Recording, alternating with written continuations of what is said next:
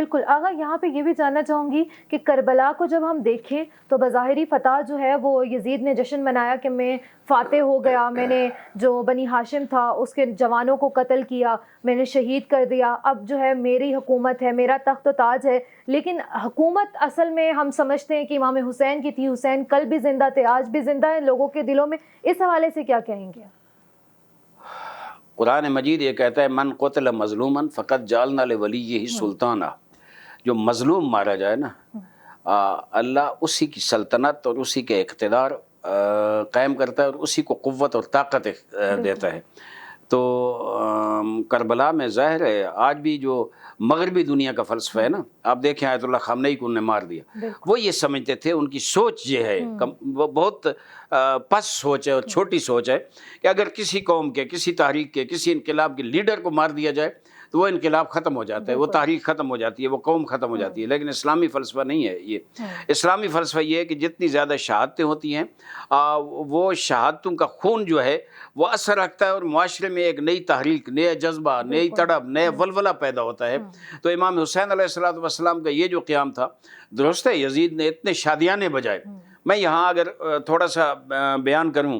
کہ جو یزید کی سازش تھی اور جو ان کی حکمت عملی اور جو منصوبہ تھا وہ یہ کہ امام حسین کو شہید کر کے اپنی بھرپور اقتدار کی قوت اور پاور دکھا کے ان سب کو شہید کر دیں گے، ان کے کٹے ہوئے سروں کو نیزوں پہ بلند کریں گے اور پھر اس قافلے کو درباروں اور بازاروں میں پھرائیں گے اور لوگوں میں جشن منائیں گے، تو خدا نخواستہ اس خانوادہ کی بے عزتی اور توہین ہوگی اور یہ ہماری فتح ہوگی، لوگ ڈر سے ہمارے ساتھ ہو جائیں گے۔ لیکن ہوا کیا، جب یہ قافلہ چلا پہلے کوفہ گیا، کوفہ میں جہاں بھی بازار میں جناب زینب نے خطبہ دیا لوگ اکٹھے ہو گئے ان کی مظلومیت کے ساتھ۔ ایک امام زین العابدین بلکہ امام حسین نے اپنی زندگی میں ایک حکمت عملی بنائی تھی کہ یہ قافلہ جب وہاں سے جائے گا اور آگے بازاروں میں درباروں میں جہاں بھی جائیں گے وہ کیا خطبے ارشاد فرمائیں گے۔ وہ ایک احیاء اسلام کی ایک بڑی تاریخ تھی اور اس میں بڑے پلانر تھے اور پلاننگ کے ساتھ یہ کام کیا تھا۔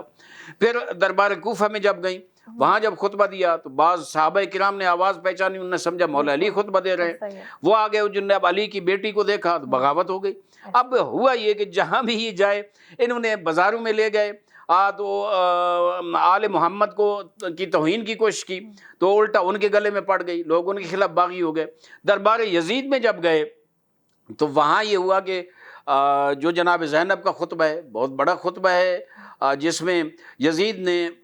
استہزاء اور مسخرے کے انداز میں جناب جب دیکھا نا کہ علی کی بیٹی موجود ہے تو سوال کیا کہ آپ کے بھائی کے ساتھ کربلا میں کیا ہوا، یعنی مسخرہ کیا، مذاق اڑائی۔ تو بی بی نے انتہائی سنجیدہ انداز میں، بردباری کے انداز میں جواب دیا کہ اے یزید، کربلا میں ما رأیت الا جمیلا، میں نے جو کچھ دیکھا ہے خوبی دیکھی ہے، جو کچھ دیکھا ہے حسن دیکھا ہے، جو کچھ دیکھا ہے اچھائی دیکھی ہے۔ مجھے بتائیں کہ جس بی بی کے دل پہ 72 کا داغ ہے، علی اکبر جیسے بھتیجے کا، حسین جیسے بھائی کا، عباس جیسے بھائی کا، اپنے جو لال ہیں پیارے پھول اون محمد کا، جناب قاسم، جناب علی اصغر کا درد اور دکھ، اور سامنے امام زین العابدین بھتیجے زنجیروں میں جکڑے ہوئے، اس بی بی کی کتنی جرأت ہے۔ ویسے خاتون نازک مزاج ہوتی ہیں، وہ اتنی مشکلات برداشت نہیں کر سکتی اور اتنے صدمے باوجود اس کے چونکہ بی بی اس مشن کی قائد تھی، جس مشن کو امام نے اپنی شہادت کے ساتھ شروع کیا تھا، تو گھبرائی نہیں کہ رونے لگ جائیں کہ کیا ہوا احمد، نہیں، کوئی اور عورت ہوتی رونے لگ جاتی، گر پڑتی بے ہوش ہو کر، لیکن بی بی نے جرأت کے ساتھ وہ علی کی بہادری کو مد نظر رکھتے ہوئے ان کی وراثت میں جواب دیا ما رأیت الا جمیلا، وہاں جو کچھ میں نے دیکھا ہے خوبی دیکھی۔ یزید حیران ہو گیا، خوبی تو یہ دنیا کو پیغام دیا کہ ہم نے وہاں خوبی دیکھی، ہم نے اچھائی دیکھی ہے، یعنی وہ شہادت کو اچھائی دیکھ رہے ہیں، وہ جو لاشیں پڑے ہیں ان کو اچھائی دیکھ رہے ہیں، چونکہ وہ دیکھ رہے ہیں کہ اس میں اسلام کی زندگی ہے۔